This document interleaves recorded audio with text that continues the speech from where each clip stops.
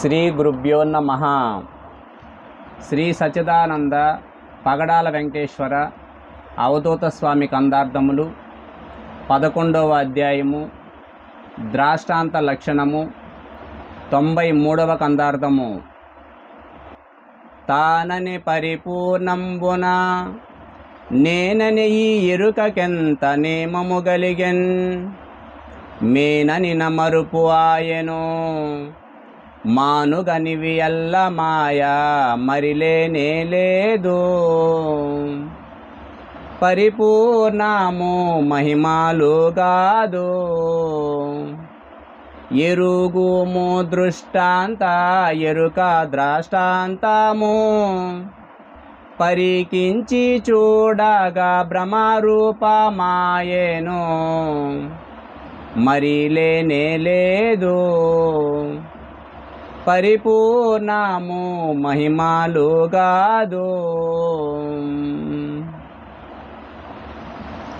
తానని పరిపూర్ణంబున నేనని ఈ ఎరుకకింత నేమము గలిగెన్ అంటే ఏదైతే తనకు తానుగా ముల్లుగుచ్చు సందు లేకుండా సర్వత్రా నిండి ఉందో ఆ యొక్క పరిపూర్ణ పరబయలులో ఈ లేని ఎరుకనేది మొదట లేకనే తనకు తానుగా మధ్యలో తోచి ఎన్నో నియమాల్ని, ఎన్నో ఆచారాల్ని, ఎన్నో ఆర్భాటాల్ని, ఎన్నో భ్రమల్ని కలిగిస్తూ ఉంది.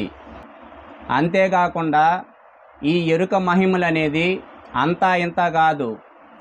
ఇన్ని రకాల మహిమల్ని చేసినా కూడా, చూస్తూ ఉన్నా కూడా చివరికి దీనికి తృప్తి అనేది లేనే లేదు. ఇదంతా దేని చేత కలుగుతుందంటే ఈ జ్ఞానస్వరూపమైనటువంటి ఎరుక ఏదైతే ఉందో అది ఉపాధుల్లోకి వచ్చి అనేక జీవరాశులుగా తయారైన తర్వాత తన యొక్క స్వరూప జ్ఞానాన్ని మర్చిపోయింది.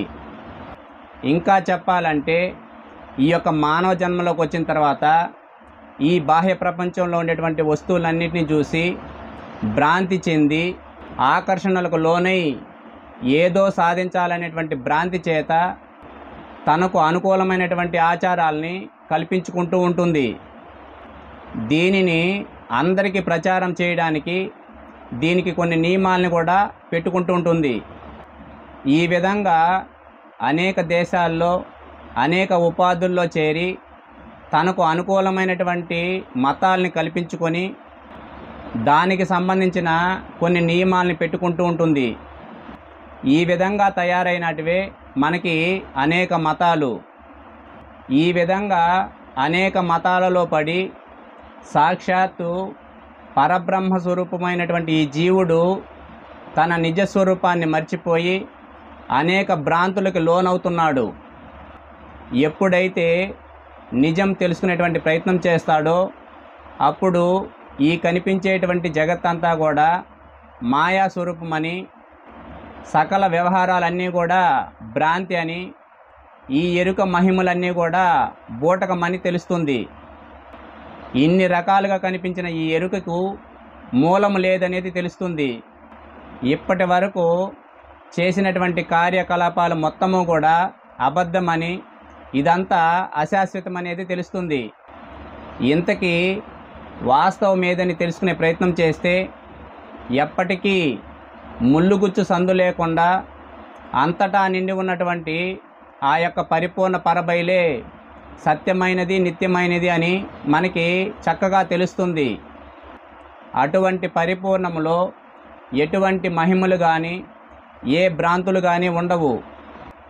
ఇప్పుడు మనము ఏదైతే ఉపమానాలుగా, దృష్టాంతాలుగా, ద్రాష్టాంతాలుగా చెప్పుకుంటున్నామో అవన్నీ కూడా ఎరుక స్వరూపమే. ఇవన్నీ కూడా ఎరుకలోనివే. ఇవి ఏవి కూడా పరిపూర్ణములో లేవని శ్రీ సచ్చిదానంద పగడాల వెంకటేశ్వర అవధూత స్వామి మనకి ఈ కందార్థం ద్వారా తెలియజేశారు. జై సద్గురు మహారాజుకి జై. ఈ వీడియో మీకు నచ్చినట్లయితే లైక్ బటన్ క్లిక్ చేయండి. మరిన్ని వీడియోలను పొందడానికి దయచేసి సబ్స్క్రైబ్ చేయండి.